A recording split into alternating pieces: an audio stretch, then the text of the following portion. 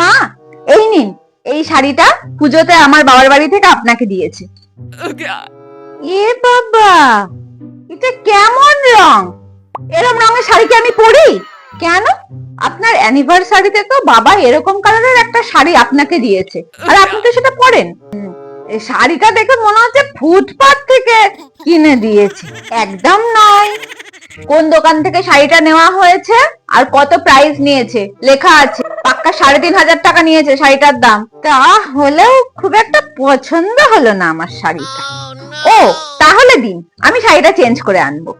না না, চেঞ্জ করতে হবে না, এই শাড়িটা আমার মেয়েকে দিয়ে দেবো খন, ওকে খুব মানাবে, ও পরবে খন।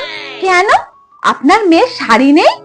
প্রত্যেকবার আমি দেখেছি আমার বাবার বাড়ি থেকে আপনাকে যে শাড়িটা দেয় সেই শাড়িটাই আপনি ওকে দিয়ে দেন। কেন দেন এগুলো?